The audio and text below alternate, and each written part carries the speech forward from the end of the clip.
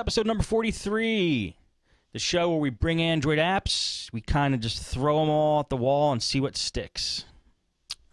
And joining me to help us do that tonight is our panel of co-hosts, Door-to-Door Geek, Steve McLaughlin. As usual, what's up, Door? Hey, man. Having a good day. Yeah? Tell me. What's going on? Well, first off, I have a quite tasty alcoholic beverage in my hand. What is it? And I'll warn you, I haven't ate dinner. Lennon Kugel Honey Weiss. That is dinner. It sounds good. It's quite hearty. And today was the day we launched the Linux for the Rest of Us video series. So people all day kept asking me, why are you so happy? Did they really? A couple people. And I'm like, what are you talking about? Really? They noticed the difference in you? Yeah. That's good. Tell us what it is real quick. For anybody who how could you not know? Well, first off, I told half the people at work I just put in an application at another place. You did? They didn't think that was funny. Linux for the Rest of Us is a video series geared for people who've never used Linux before and they would like to learn it. And it has more than a couple computer repair focused topics and more to come. Cool. Check it out, guys, after the show, of course. You have to listen to us first. Or before. It doesn't matter. Go whenever you want. We're going to be on pause anyway. Podnutz.com/Linux is the Podnutz link for the product. And you can see what Door has created and check it out. I think it's quite amazing. Quite amazing. Next co-host is Tim Kelly from timscomputerfix.com. Yo, Tim. That Door teaching Linux? Door teaches everything. Wow. Who better of a person to do that? Door teaching and preaching. Hello, everyone. What's going on with you? Oh, just hanging out, killing time on my Tegra 2 phone with my Droid X2, gaming. Nice. It's a time killer. Yeah, I can imagine. I'm starting to get a little jealous of the Tegra 2 camp. I'm coming at you guys with some games. All right. We'll be ready. Yeah. Also joining us tonight, Shawn Johnson, who is SJ Geek 89. Oh, wait, is it 89 in the forums, Shawn, or just SJ Geek? SJ Geek. It's SJ Geek in the Podnutz forums, but on Twitter at SJ Geek 89. What's going on? Yep. Not much, man. Glad to be back. Yeah, good to have you back. You sound much better this time. That's good. That's good. Shawn, what phone do you have again? I forget. I've got the Droid Incredible, the original. That's Droid right. Incredible. Sweet. With the red earpiece. The red earpiece? Yep. All right. Well, why don't you start us off today? Okay. Well, I don't know if you guys have been watching the tech news, but Verizon has said that they are going to go to a tier system, just like AT&T. So, as far as having unlimited data, now they're going to go to, it's going to be, instead of $30 for unlimited, it's going to be $30 for 2 gigs. And then it's going to go like $50 for 5 gigs and up from that. And so they're saying right now that, like, I just got it a few months ago, so I should be good that we're grandfathered in. And in Gadget, they had an article saying that they had heard that even when you renew your contract, that we may possibly be grandfathered in. But it's not confirmed. No. So I'm thinking that, Steve, you may be on the right carrier, because Sprint has the True Unlimited, right? Yes. That's what you're on. So the app that I have, it's an app that I've been using just for giggles, but it's called Phone Usage, and it's by Jupiter Apps. And basically, you can go into it and you put in when your cycle renews, and it'll keep track of your phone calls, your text messages, and your data usage. So, it's kind of good because you can kind of gauge, I'm not going to pay $50 anyways, but it's good to kind of gauge where you're going to be at, where you can see your data usage per month. I mean, so far I've been pretty lucky. I try to jump on Wi-Fi as much as I can. So I've been under a gig, but it's a good app for anybody I mean, because we don't know for sure if we're going to be grandfathered in when we renew our contracts, if we're going to keep the unlimited. So it'll kind of give you an idea of where you're going to be at as far as data usage per month. Yeah. I'm hoping for the best for you to be grandfathered in, but I kind of think they're trying to make, extend the time period along where everybody forgets about it and then say, you know what I mean? Oh, grandfather, wait, you were on that plan? No, we don't do that anymore. Yeah. Type of deal. So hopefully you will, but. Yeah, absolutely. I mean, for me, I still have probably about a year and a half left, but I think it starts the 7th of July. I think that's when it's going to be in effect. Great. So if you were to sign, if someone's thinking about getting an Android phone on Verizon, now's the time to do it. Big time. If you want unlimited data. So, scary thought, but, they got us where they want us. Well, honestly, you've been using phone usage, right? Yes. I know, because there's a free and a paid version. I don't have like a reference point of how much I use. I never have checked, never even thought about it, so I don't even know how much I use a month. What does the average person use? Probably not even close to a gig, I would assume. You know what? I think last month I re-ROM'd my phone, so I lost the stats. But I think I think it was like 300 megs. Like I said, I use Wi-Fi as much as I can. Right. But not everybody can use Wi-Fi all the time. So. Right. But it's a cool app to mess around with. And it looks pretty cool. It's free. You said it's free, and there's a paid version. There's a free and a paid version. I think the paid version. I know in the free you can set limits. I just maxed it out to 1,000 gigs or whatever. I don't need because we're unlimited. But I think on the paid version, it'll actually give you a notification if you're getting close to going over your limit, cool. Which right now is unlimited. But so just an idea, so people can get an idea of where they're at. Yeah. I've been, when I went to Best Buy the other day checking this out, because my dad's looking for a phone, and the guy said, "Oh yeah, they're going on this new plan and everything." We both asked ourselves, "Well, how much data do we use?" And there's nothing on my phone like pre-installed that shows me. So that's the only time I started getting curious about it. So this is perfect timing. Right. Yeah. Like I said, I've been using it. It's just one of them, those geeky things we do. Yep. I just kind of wanted to know, well, what am I using? I know it's unlimited, but what am I using? Right. So. Cool, man. Good app. All right. Any input on you guys for this before we go to the next one? Yeah, on the Droid X2, I'm sorry, Dor. The Droid X2, there's a built-in widget that shows your data usage. So. Nah, now you're just bragging. No, I'm not. I'm just kidding. I have a built-in widget. I know. It's just what your Droid X2 just sounds too good to be true. And I guess it's a little me bitterness not having a Tegra 2. I want one now. Well, maybe when I'm done, you'll be a little bit more bitter. Uh-oh. What, Dor? I would say mine comes with a Verizon data usage widget. But to be quite honest, I don't trust it. I would trust a third party more, because it wouldn't shock me if they're a day or so behind. And when you use an average of 16 gigs a month, I would really want accurate information. 16 gigs. I knew Dor plus, yeah, Dor's got a point. I didn't know the Droid X came with that too. But as part of that VCast, who trusts that? Yeah, I'm sure it's good for something. I just don't know what it's good for. Cool. All right, Timster, take us next. Then Dor, then me. Okay, got to talk about this. Duke Nukem Forever. And Wait. On the Android phone? Droid? Wait, just let me finish, guys. Oh, man, you got me antsy. That game is outstanding. It's not for kids, not for children, not for the faint of heart. But I will say, wow, it's a fun game. They actually brought back the fun in first-person shooters. Really?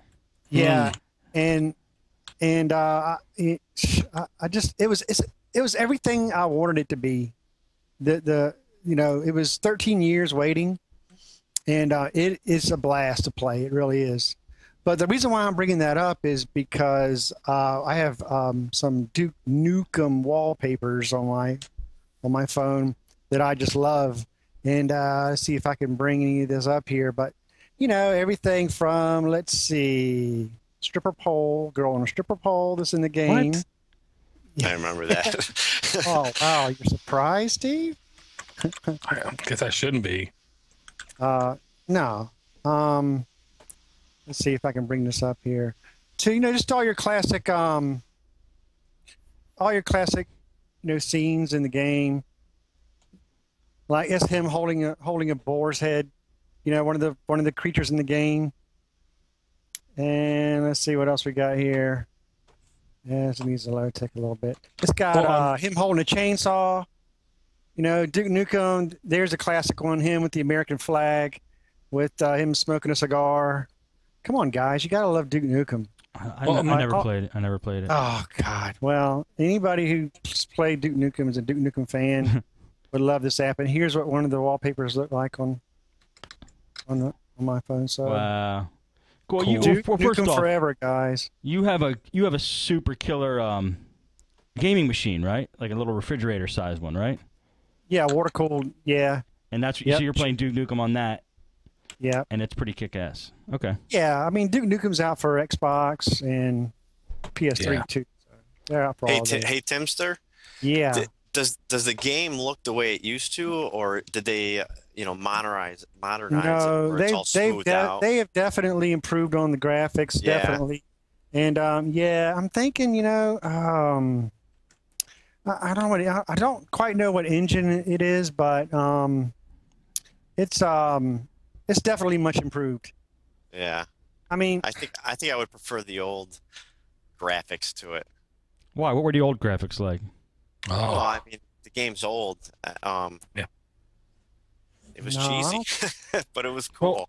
oh no, and it was no. really, and I remember it because it looked like a lot of other games back in the day, but it was very fast. There was like the load times were quick. When you were in the level, everything was instantaneous. Bang, and then when I say bang, bang, bang, I mean bang, bang, bang. Really? Oh yeah, Like super fast cam? maybe not that fast, Uh, but I'm Doris, real quick. Go ahead. I was just going to say the full title of the app is Duke Nukem Forever Wallpapers by Somo Solutions. Because if you just search for Duke Nukem wallpaper, you kind of come up with 13,000 of them, and they're all like $1.50, and this one's free. How do you know that this is the one? Oh, he put it in the. Oh, I didn't even look at the chat. yeah. I mean, to me, it looks like they're using the Unreal Tournament engine. And it runs just smooth as butter, man. I mean, when you first start the game, the very first scene is you peeing in a urinal. That is how the game starts off. And you control the pee with your mouse button. That's really that's very. I swear, yes, that's how the game starts off. They are bringing the fun back into it, aren't they? That's pretty cool. It's pretty cool. Oh, you just don't know. You have to play it. Really? It's great. I don't think I have anything that runs. I could run it. Yeah, you do. I can run it. Yeah, you do. All right.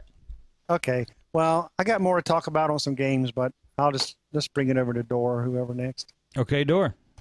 Okay, Timster talked about wallpapers, and this was not planned. My app is called Wallpaper Changer by J4 Venlin. Velin. If you want something interchangeable and active, but you don't want to worry about the resources that get sucked down with a live wallpaper, you can install this app. Basically, what this app allows you to do is select a folder full of wallpapers, and you can set the pacing and timing of it, but it will go through the folder and basically show you different wallpapers on a time pattern or random order on your desktop. So you could literally say every minute and a half, 2 minutes, show me, a different wallpaper.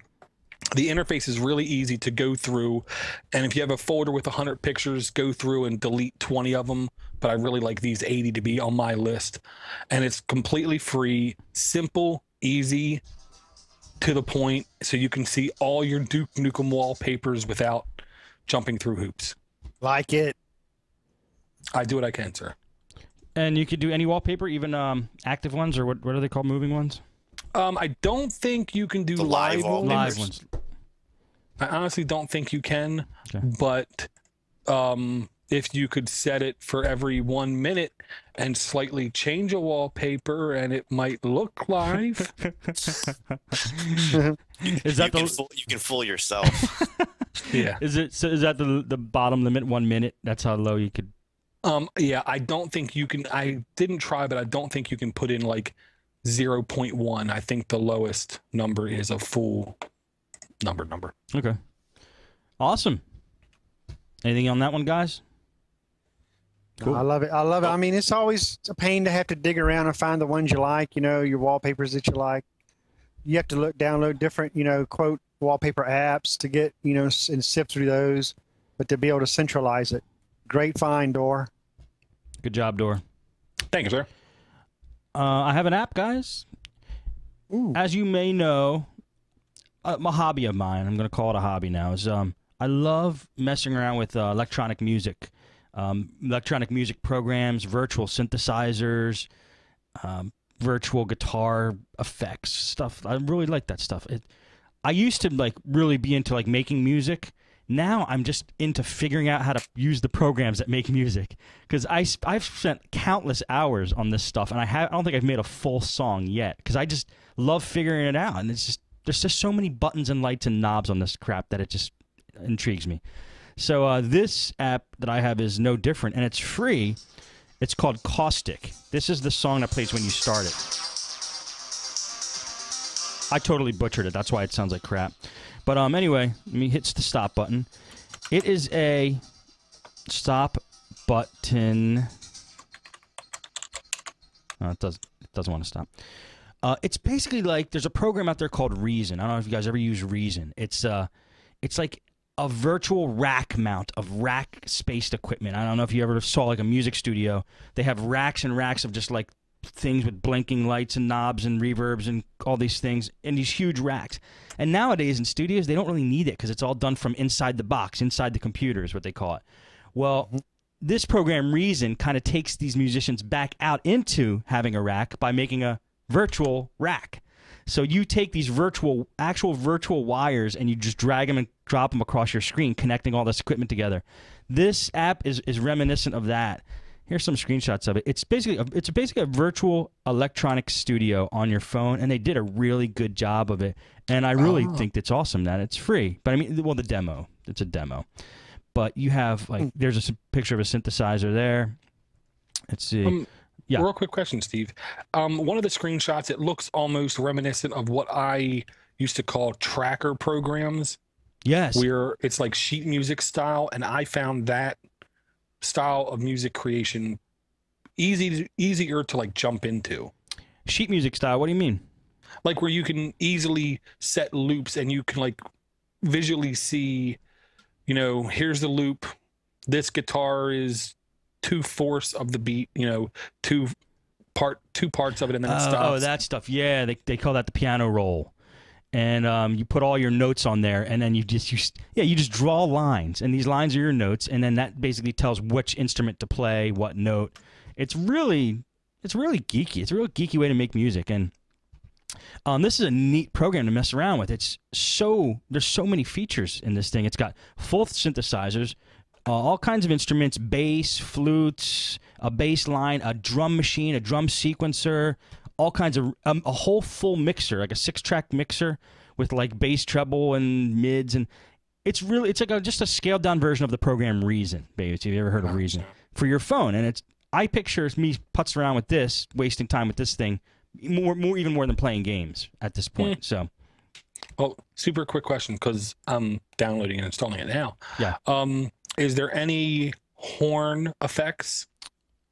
Like a beep, like a car beeping? Well, saxophone. Oh, I'm pretty trumpet. sure.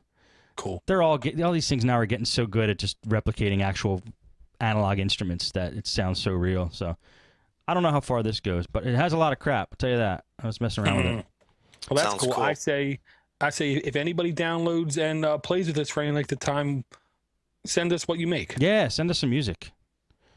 So definitely. I'd be awful at that. Me Musician, too. I am not. You know, see, the thing with this stuff now is you almost don't even have to be a musician. In fact, most songs you hear on the radio, the guys that created them they probably can't play an instrument. Honestly, they just patch a bunch of loops together.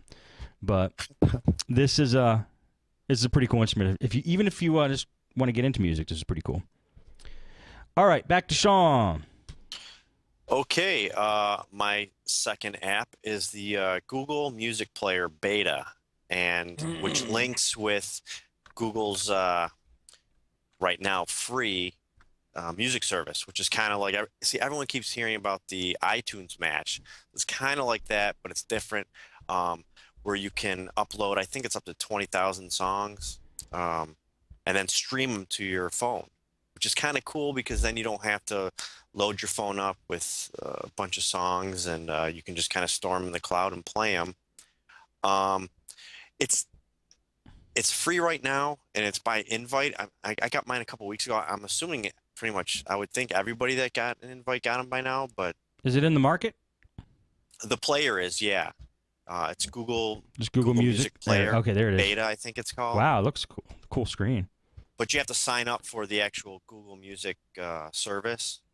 You just Google it, and you just sign up, and then I like I said, I think they're taking everybody right now, or maybe it's just a certain amount of people.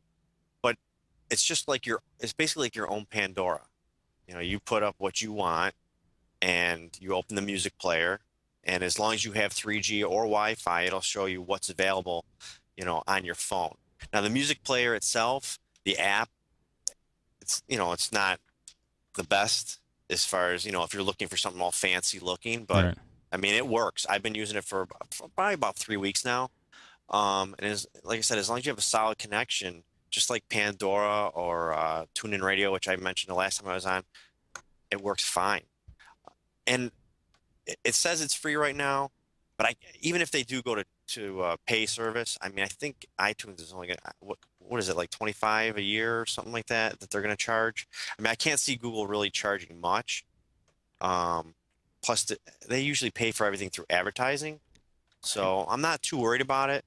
I mean, the biggest thing is the difference between that and like the iTunes Match is they don't scan your computer for music. You have to actually physically upload everything there to their servers, and then once it's there, you just open your phone, open up the music player, and play the music. And if you want, you can actually save it for offline play. Like I was going camping last weekend, and I knew I'd want to, some music to listen to because I would have absolutely no service. When I was home, I hit, save for offline play, and it quickly downloaded it to my phone. So I just haven't heard really, I'm not saying just this show, anything, any other tech podcast, really, everyone's talking about the iTunes Match. I think that's what it's called.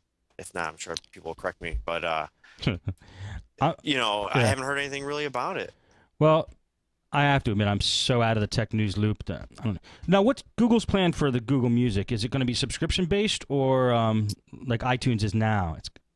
It seems like it's just basically upload all your music, because I think they tried to work with the music companies like Apple did. Yeah. Apple locked it down. They're good at that, and I think they just told Google, no. So, I mean, when you sign up for the Google Music, it'll say, it's got to be legally obtained music, blah, blah, blah. So it's all your own music. That's what it is. It's all your own music. That's Yeah. the thing, where with the iTunes Match, it'll scan your iTunes library and go, okay, you have this music. Okay, you don't have to upload it. You can just stream it from our servers because you already own it. You already have Right. it, where Google doesn't do that. So you do have to upload it. But once it's done, it's up there, and you just play it. So Yeah. I don't know. I think it's cool. It is. I think it is cool. I think it is cool. The problem is I don't Yeah. have a music collection anymore. I used to use Rhapsody. I kind of got rid of every CD I had, I think. Gotcha. It wouldn't work for me, but I would say the one plus to the iTunes version is if you have a song in horrible audio quality, you'll then be able to stream it in a better audio quality. Right. I'll tell you what, streaming, they don't like to stream at high quality. These companies do not like you to stream their stuff at high quality. I mean, even Rhapsody, like if you stream, it sounds okay, but it's not as good as if you download the song and put it on your MP3 player. They don't like to stream things. It's bandwidth, costing bandwidth. But yeah. Oh, I'm sorry, Tim. Go ahead. No, I was going to say, the fact that the key point is the only downside I think to that is you have to upload it. It'd be really great if Google can look at what's on your phone and say, oh yeah, we have that, and then just bam, it's there to stream it. But the freaking music industry is just they're probably really worried about piracy in that aspect. So. Well, in typical Google fashion, it is in beta version, so who knows how long that'll last. Right. And what I've noticed is, I like a lot of different kinds of music. I like jam bands, like Grateful Dead and everything. So I'm uploading one song that's 12 minutes long, and they're considering it one song. So I haven't seen anything that's saying, okay, how it'll normally say, 5,000 songs at this bit rate at this average amount of time. Right. So, I'm just uploading whatever I can. How do they sound streaming? Sounds fine. It sounds the same as when I had them on my SD card, except for I'm not filling up my SD card. Well, then, I guess they're coming around as far as giving you good bit rates on streaming. Yeah, for me, it's fine. I'm just listening to it on my Bluetooth headphones, so, I'm not listening through my home stereo. Right. So, for me, it sounds fine. Your Bluetooth stealth headphones. We'll keep that a little secret. Yeah. And I would say it's closer, I think, to what Amazon's offering, how it's in the cloud, yada, yada. But I honestly think Google's going to start either offering music rentals or music sales. Since they did it now with the movies, you can rent movies, basically. I can see them making that jump to music, but at a lower rate with, of course, ads. Well, Shawn said they tried. The music industry was like, no. Well, I don't know personally, but I heard that on Tech News today that they've tried to go after how Apple approached the music industry, and they were pretty much shut down. How could they be? What do you mean? Apple has them so locked in that in the contract or whatever? Yeah, it's Apple. Yeah, it's true. I wouldn't put it past them. That is interesting. This is a great thing to bring up, Shawn. I really want to see where this goes because I'd love to see Google in this war as well. Yeah, I would suggest to anybody that hasn't done it yet, just go on there and Google music, and if they're not accepting everybody, even just try, because I think I waited 4 days and then they sent me an invitation. So just try it, and then you go. The app is free. It's worth How a long do shot. they store your music up there? Is it indefinite? As long as you have a Google account, huh? I would assume so. And that's my other question. I have multiple Google accounts, so not that I have. I don't even have 20,000 songs, but I don't know if they're doing it by. I don't know how they're doing it. Oh, if I were you, obviously keep a copy. Oh yeah, I have a copy, but somewhere. I'm just saying maybe my wife could do it. I don't know how many accounts you can have and do it. That'll be interesting. Good one. All right, Tim, what do you got? All right. I think I'd mentioned last week the TegraZone, which basically it's actually an app that you can download from the Android market, and what it allows you to do is to view all of the games that have been or scheduled to come out for specifically made for Tegra 2 devices. And I just want to run down a few of them really quick here. Some of the things in the future, well, we have one that's called, there's a high definition pinball game for the Tegra 2. These are ones that I might be reviewing here sometime here soon. But you got a train, My First Train game, which this looks interesting. You can see any of these graphics here. My First Train. Yeah. Looks like there's a game called Trains with the Z at the end. Oh, look at that. My first Yeah. train set. Oh, it is trains with a Z at the end. Yeah. So I mean, I know everybody, people listening to this don't know, but basically, it's a train set game for like kids, and it's pretty. The graphics are pretty darn cool, and I love that. I love that whole kind of stuff, like putting trains around like tables and objects. Yeah, ketchup bottles and plates, and then I guess you can like add cars to it and That's change awesome. the colors. Look at that of thing. them. That's awesome. Yeah, that's really neat. Well, if you like that kind of thing. Yeah, I mean, come on, you got kids, Door. Right. I know, but okay. I don't have Well, a if you don't Tegra like too. that, I like it for myself. That type of stuff. That is pretty cool. I know, but I don't have a Tegra 2. Samurai 2 Vengeance would be a really good one. Dungeon Defenders. I'll be reviewing that probably next week. But the one I'd have installed and played is called Galaxy on Fire 2. And yeah, let me just put a link to that in the chat because So, Tim, so these are all games that NVIDIA has picked to like showcase the graphics of this thing, right? yes. And I think I messed up on the It's on the TegraZone. link there. Is it called But, TegraZone? Yeah, TegraZone. Okay. Anyways, what this is, Door, you guys remember the game Firefox for the old Nintendo? Yes. You mean Star Fox? Oh, Star Fox. Yeah, sorry about that. Star Fox. Yeah. The controls for this game are very much so like that. And it's you actually you fly ships, and you get enemy ships in your radar in your retina. You lock in on them. You shoot them. You mine ore off of asteroids. Wow, look at that. When you mine ore, you gain they're like money, and you can go in and like upgrade your ship. You can upgrade your weapons, and the storyline to this game is really awesome too. Look, It runs very well. I'm sorry. It reminds you of Wing Commander. Remember Wing Commander? That was like the first cinematic, like real PC game. It was like this. Yeah, it's it starts off nice and slow. It's got a good storyline to it. It is when you first download the game, it's something like 200 megs, and you're like, okay. But when you launch the game, it downloads an additional almost 600 megabytes. Oh man, there you go with the Verizon plan. Yeah, see, exactly. So that kind of goes into. See, I have a unlimited plan, so that goes right along with what Shawn was saying. You know, people better jump on that bandwagon because it's going to get a little tough downloading these quality games. With a limited or a tiered plan. That game looked amazing. Yeah, I'll say Amazon once in a while, when they have games that they think are heavy, they will only let you download them on Wi-Fi. Oh yeah, you can download it on Wi-Fi. Oh, that's right. Well, I mean, that's right. That's how I downloaded it. So you're right, Dor. Thank you. That is a good point. That's a very good point. Didn't even think about that. Shawn was probably like, "You dummies, that's what I do." Yeah, I mean, any large downloads you want to do it through Wi-Fi, but obviously, if you're not in a Wi-Fi area, Yes, that is a good point. Actually, no, I was thinking, Timster, you're a show off. Yeah, see, I knew it. I didn't say it. You know what? If you have it, flaunt it.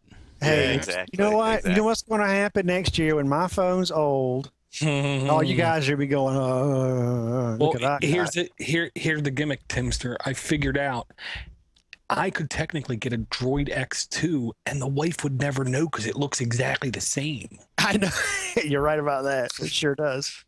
Yeah, but we got to keep that to ourselves. Dora has a master plan. That's good, Tim. Anything else in that game? Not on that one. No, that's it. All right, Dora, over to you. Okay, my next app is called Tamper Monkey. I know, Steve, I usually come out with apps that don't have great names, but this one is very cool. If you're at all a fan of Grease Monkey or Grease Monkey scripts, what this is, it's a way for you to have code running in your browser that can modify the page on the fly. Here's a for instance. You can make, in your Firefox browser on your desktop, make Gmail have folders on the left and right of the screen with a Grease Monkey script. With a Grease Monkey script, you can add custom buttons to YouTube that say download FLV file. So every time you're on a YouTube page, there's a button right there that will instantaneously let you download the file. What this is, it's a very geeky way to completely customize a web page, but it's only for you. So you can do things that even the website author didn't intend for the page to do. Really? Yeah, and it's called Tamper Monkey. Now Tamper Monkey is just a shell. You just download that, and that then gives you the ability to add scripts.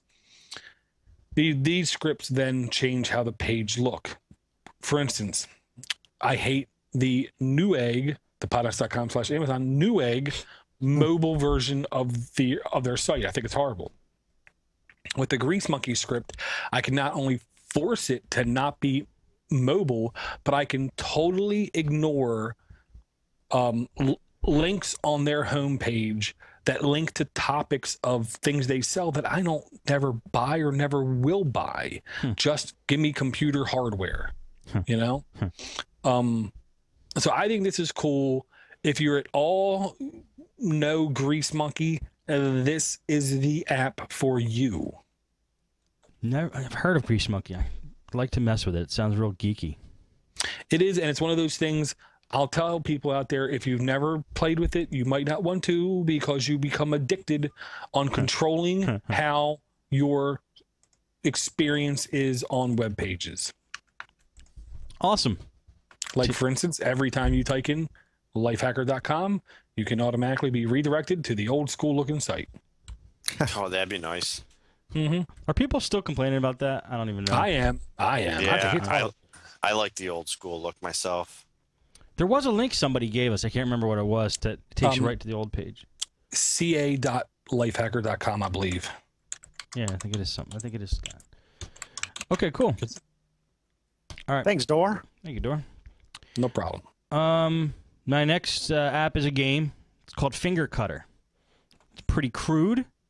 Graphics aren't great. Animation kind of sucks, but it's got a good premise. Basically, what it is, it's a guillotine, and you hit play, and you got to press and hold the screen until the guillotine comes down. When you see it, you got to lift your finger up before it cuts you. And it's executed fairly well. But let me see. Okay, I'm holding my finger down. Here comes the guillotine. I let go. I got to pass. I go into level 2. Now, in level 2, the guillotine comes down faster. And I think I got to level 5, and I think I had a really tough time getting my finger up.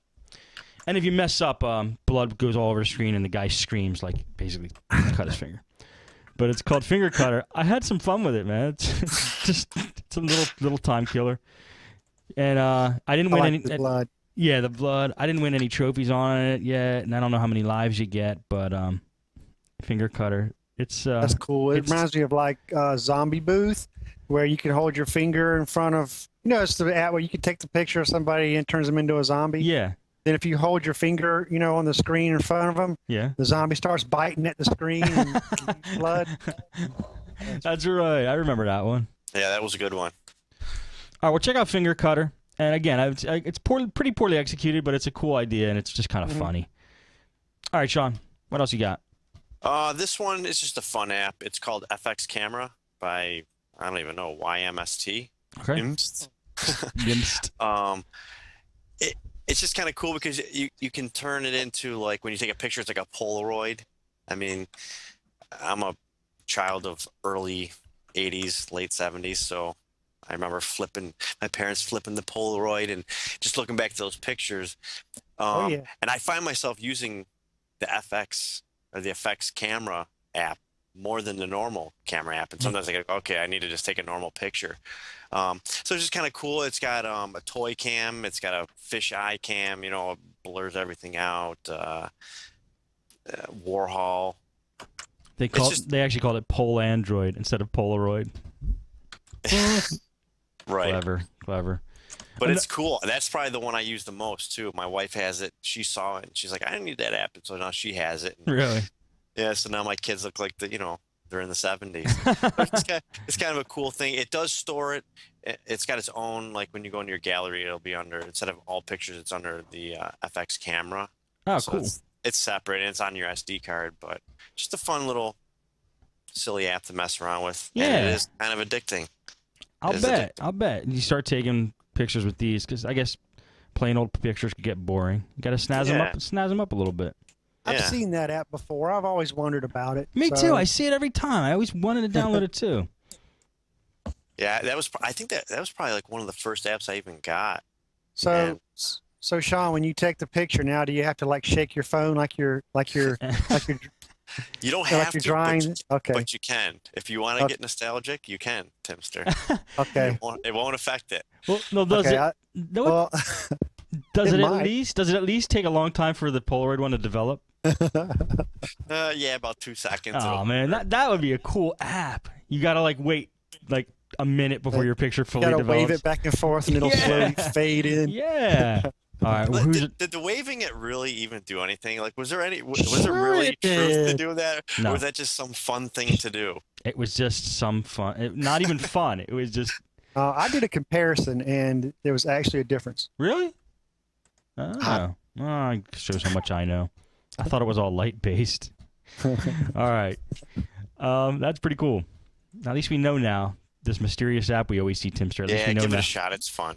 The mysterious. All right, Tim. What else? What else you got? One more. Show off. Need for Speed Whoa! Shift. Oh, Yeah, and it's pretty cool. is this in the TegraZone? This actually came as part of the Droid. a standard app. Damn, that thing came with a lot of cool non-crapware. I got that one too, but it was only, I think, one track. It was really limited. Well, Really? I think I just went to their stupid website though. I think is what I just did. Anyway, it's really fast frame rates, guys, and it if you like Need for Speed stuff, I think I just went to their website, so I screwed that up. But the other racers, I mean, if you like Need for Speed, this thing works great. It's fun. Good frame rate, really? Yes, very good. If I could freaking get back to the main screen. There we go. Yeah, very good frame rates. Yeah, and I did like the even- steering. To me, seemed more accurate than other games. Is the steering just moving the phone up Tilt. and down? Tilt. Yeah, you have to kind of move it back and forth. Let's see if I can. Like a quick Good. race. Quick race. Here we go. Yeah, Tokyo. That's fine. Check. And even the competitors' cars, man. I mean, are really Detail. smart. They're Oh, smart. really? Yeah, I mean, I was really surprised at that. Wow. You got your nitrous button over here, and this is like a little bit of a night race here. But you just kind of move your phone back and forth, and you can steer with your phone, leaning it one way, leaning it left to go left, right to go right.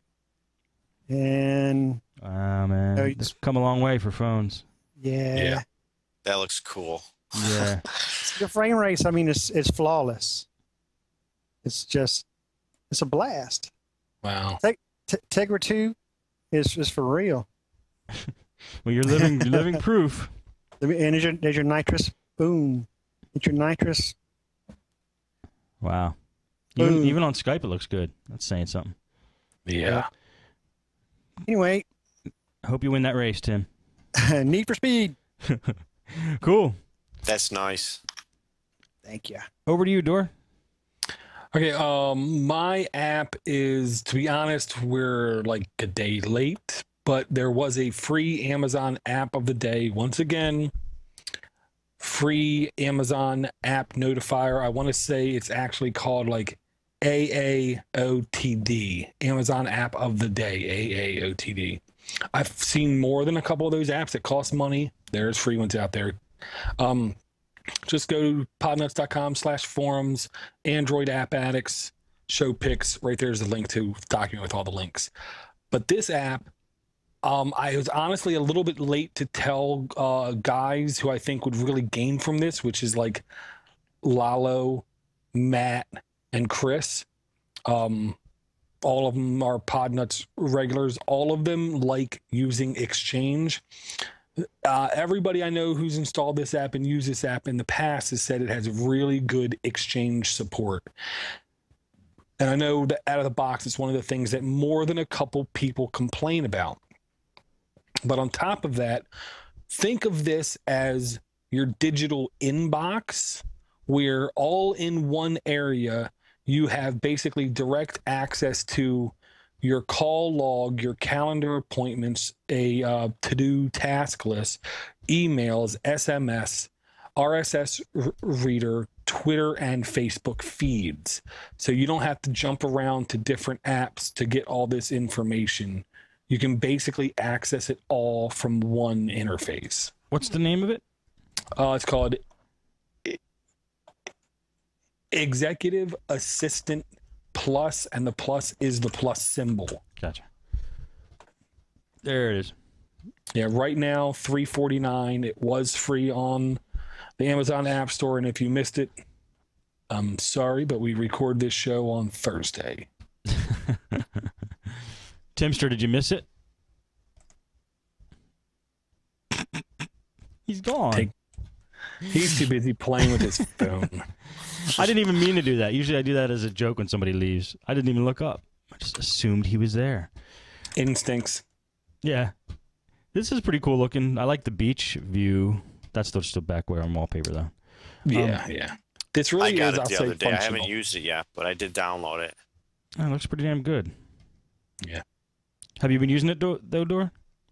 I honestly didn't download it because I used the free version in the past. Yeah. And I don't use Exchange. I don't want to follow too much stuff on Facebook. My Twitter feed moves too fast. I'm really hooked on G-Reader for my RSS. And the rest, calendar, emails, contacts lists, I don't really go through them a lot. Yeah. Yeah, I'm not into that either, but it still looks pretty cool. It is, if you have a lot of activity on those services I mentioned, like a lot of activity, and you need solid Exchange support, I think this is a good pick. Awesome. I'm not going to miss it thanks to Door to Door Geek. You already missed it because I went to you. I didn't even know you were gone. What? Yeah, right. I did by accident, I swear. I'm like, Tim, didn't you? Oh, he's not there. Anything else on that door? No. Okay. I have my next app. It is also a musical app, and it's called Vibrating Metronome. You guys know what a metronome is? Mm-hmm. What? Thing that ticks back and forth, right? Yeah. It ticks back and forth so you can keep time. And a lot of musicians, if they want to get a certain beats per minute, they turn on a metronome. But some of them, and me sometimes included, hate the sound a metronome makes because it's on computers anyway. It's like this beep that just doesn't sound good, or a click that just doesn't fit with whatever you're playing. So now you take your phone, you put it in your pocket, and with Vibrating Metronome, it actually vibrates the beats. I don't know if you can hear it. Hear that? That's Vibrating Metronome with audio. It's a metronome, right? It's a metronome. Okay. And you can actually speed up the beats per minute. Here. Let's see if I'll mess you up if your phone rings. hear that. Well, that will kill your battery. Yeah. No, but I mean, you do a song, you just hang on to this, and then this way, it's pretty cool. It allows you to feel the beat. It could also be used to like scare the crap out of people and stuff. This thing just like sitting there pulsating. When you So, I mean, explode. yeah, there's some pretty cool things, and it does have a beep too if you want to go back to like normal metronomic stuff. But it's cool. It's a cool tool for musicians. Vibrating Metronome. Who would have thought? But simple as it is, it's a good idea. So I give it props for that, and that is my app. End of story. Very cool. Thanks. All right, Shawn. Anything else for you, or good? No, I'm out. Okay. Does anybody else have any apps? Any more apps? No more apps. Dora? I do. What a surprise I do. The next app is once again in paying homage to my comrade, Stephen D'Amico. Hulu God. Plus. I mean, come on, take it easy, man. He's a good guy. Hulu Plus today is available on the Android market. So if you are a Hulu Plus subscriber and you have an Android device, you now have a way you can watch Hulu Plus content on your phone, tablet, or anything else you shoved Android in. Because I'll say it again, if you want, you can install this on an operating system, as an operating system on a netbook, notebook, or desktop. Very cool for people who have Hulu Plus, which I don't. I don't either, but this is kind of making me tempted because I have now on my Android device Netflix, HBO Go. Ah. And if I had Hulu Plus, I might have the trifecta of being able to make anyone be quiet at the drop of a dime. Anyone. I'll just Dor say looked here. over his shoulder when he said that. I'll just say here, TV. That's awesome. And they'll be hooked. So I just wanted to say that. I'm sure Stephen D'Amico, if he hasn't hopped on it, he will. And of course, this is one of the models a lot of places are now looking like they're trying to go, is they're offering you the app completely for free, but the service, it costs you money. Unless you're MLB.TV, they kill you with the app and the service. Ripples. Right. Yeah, and I'd have one final one, and I'm only mentioning it, to be honest, because it made my oldest son giggle for literally 2.5 hours, and that is Scatterjoid by Caleb Fultz, who offered this application free for everyone. So I gotta say, pay the man his dues, go get the app, give him reviews, let other people know how you like this app. I gotta say, my 5-year-old literally just had a ball just clicking the screen, seeing a topic. And of course, some of the times he was like, parts of like a machine, and he was like, what's a machine, Dad? Damn. How do I explain? You know what I mean? Right. And so some things I had to explain to him, but it doesn't matter. And rolling the dice, he thought was just great. Pick a number, Dad. 2. You're wrong. Okay. And he seriously for half an hour just said, pick a number, Dad. 4. You're wrong. I think Caleb can remarket that as like the Dad Make Wrong app or something for kids. Well, my son, all over it. Yeah. So I'm going to say all over it. He loved it. Yeah, we got to get Caleb back on. Yeah. I think he's going to come on in a couple weeks. Oh, ultra. All right. Let me read an email here, and then if we have any news, we'll say that, and then Dor give us the rundown, and we are done. Email from John, who is, I figured we might get an email or two about this. He's talking about the Bitcoin discussion we had last week. And he says, by the time of your next show, this might be an old tired story, but since the topic was covered last night, I figured I'd pass this along. He sent it to us last week. And it is betanews.com. Title of the article, Trojan stealing Bitcoin users' wallets. A Trojan is stealing Bitcoin users' wallets, says Symantec. Bitcoins have become popular. Symantec says the infostealer.coinbit Trojan aims to find your wallet file and mail it to the attacker. Well, You knew it. You knew it was coming. I mean... Well, at the same token, though, you know what I say. No. You go to linuxfortherestofus.com or podnutz.com/Linux, and you ain't got to worry about no Trojan. This is true. This is true. You make many very good Windows against Linux comparisons in the videos, so it's people have a real good reality on it. The way you explain it. Well, yeah, and I'll say I'm not negative about Windows, but in this case, it's kind of hard not to be. Yeah. Now you're not like openly negative, but you have that scoff in your voice when you talk about it. All right.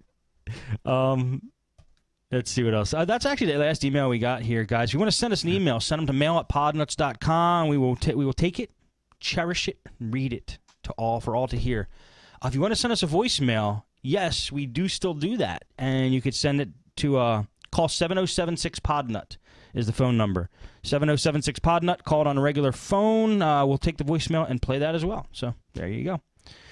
and let's get a wrap up here, and then we'll all say goodbye, maybe in unison if you're good. What do we do first? A farewell or the door wrap up? I actually had a quick tip too I wanted to throw in. Oh, that's right. News. Go ahead. Well, the news is just, it's a teaser. Some people are saying it's leaked. Some people are saying no, it's a rumor. But ASUS is rumored to release a quad-core NVIDIA Tegra 3 transformer tablet by October.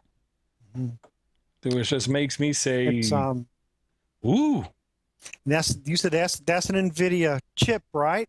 So I've heard, and I can't remember where I've heard this, so don't quote me exactly, but I seem to have the impression that in the future of devices, smartphones, tablets, NVIDIA isn't going to be in part of the picture anymore. I mean, they've already have moved on to another type technology that NVIDIA isn't going to be able to support. I think I heard that too. Yeah. So I was just interesting that was coming out here in October. I love the Tegra 2. It's fast. I can imagine with the tablet having the big. You remember the benchmark we did last week? Right. I mean, with the tablet having the bigger screen, it could probably get much more comparable benchmarks. I'm sure Eric didn't forget about that benchmark. Yeah. No. Well, yeah. I'll say I heard the same thing, but at the same token, I don't think people truly comprehend how strong of a stranglehold ASUS right now has on the tablet market. I haven't heard of any tablet that can hang at all with the transformer. I mean, the Zoom isn't as good, doesn't have as new of a honeycomb version. The Galaxy Tab, more than a couple people are poo-pooing, even though I love the 7-inch form factor. It seems like there's nothing on the market today or in the foreseeable future that can hang with the transformer. Really? Even ASUS's 7-inch tablet looks pretty good. It's called the Wave or something like that. Yep. And what I heard was something like 20 manufacturers around the market have said they're dropping tablet production by 20% because there's too many manufacturers in the market. I will agree, there's a lot of manufacturers, but I will humbly say the iPad set the standard of quality very high on tablets. So there's a lot of tablets out there that are just too junky for people to use and like. It's true. It's true. That's an interesting point. The crappy tablets are just not cutting it. They're just falling off. They're falling off. They get released for $100 at Kmart. People buy it, and as soon as they pick it up and tilt it up, the screen falls out. You know? That's awesome. Good point. Hey, by the way, I went to Best Buy the other day. Half of where they used to have laptops, half is now tablets. They they moved all the laptops over. It's all tablets now, so they're really coming on strong. Wow. It's interesting. Yeah, and then I'd just have a quick tip. I have fallen in love with this. Hold on your home screen, add item, widget, Google Maps, traffic. You don't need GPS or Wi-Fi even enabled, and this application will work. For instance, I have a 26-mile commute on the way home, taking a couple major thoroughfares.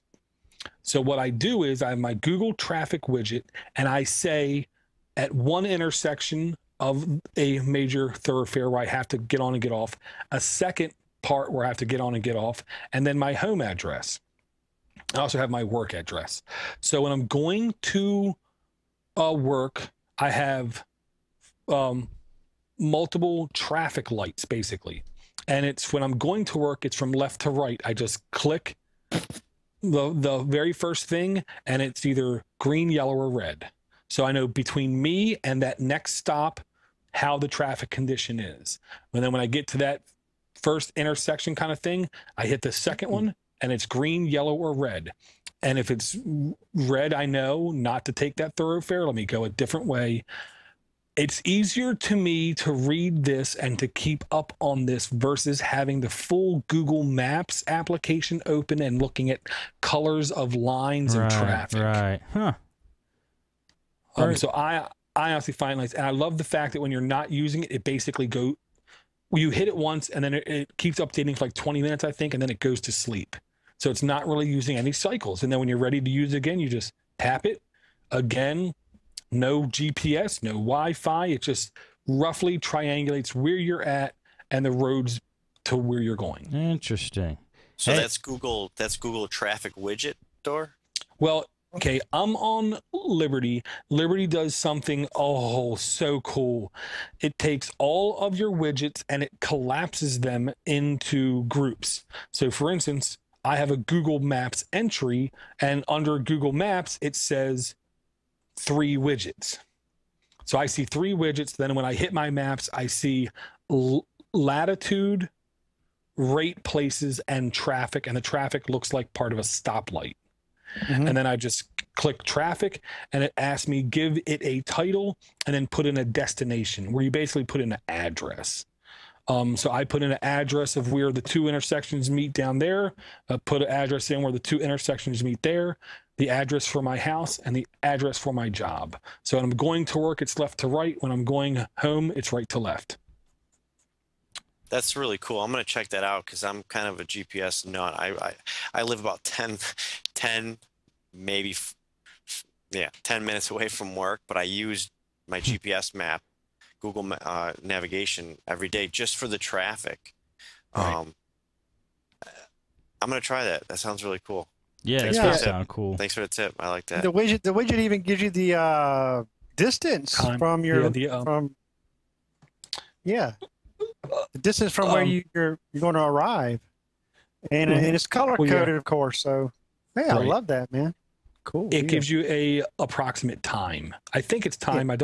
Maybe it is distance. I thought the M was minutes. That's distant. Yeah. I think you're right. I think it is distance. Miles. I thought it was yeah, minutes. 5 miles sounds about right. Well, if you're going 60 miles per hour, it would work, Door. Well, It would fit. Typically, but I'm on B more on 95 hun, so I'm going 70, 80 yeah. sometimes. Yeah. I'm just keeping up with the flow of traffic, Mr. Officer. That's all I'm doing. Awesome. All right, let's run around here, and then we'll end up with Door for the recap. So, Shawn, where can people find you? In the podnutz forums or at SJGeek89. I do tweet once a year, maybe. I need to start doing it more, and I really want to try and get into the TeamSpeak. I downloaded that the other day. I like to get in. That sounds pretty cool. Yeah, TeamSpeak is blowing up. It really is. So, kudos to those guys, and thanks, Shawn, for coming on the show. Thanks for having me, man. This is a ball. I love this. I have no, my wife doesn't want to talk about Android phones. This is like the outlet for Shawn. It is. This is great. I love it. I had a great time. Thanks. Cool. Definitely come back on. Awesome, Shawn. Timster, how about you? All right, yeah, we can thank Fuber Johnny for the TeamSpeak server there. He chalked up the beans to get that thing rolling. You can find me at Twitter at Timster_. Also, you can email me at timster@podnutz.com. Very cool. Thanks, Tim. Yep. Door, give us that rundown, would you? Okay, TeamSpeak rocks. The rundown is phone usage, Duke Nukem Forever wallpapers, Wallpaper Changer, Caustic, CAUSTIC, Google Music Player Beta, Galaxy on Fire, THD, the free version, Tamper Monkey, Finger Cutter, FX Camera, Need for Speed Shift, Vibrating Metronome, and Hulu Plus. Awesome. I just think it's funny to say vibrating metronome. I know. All right, If you notice, I slowed down a touch when I said it. for effect.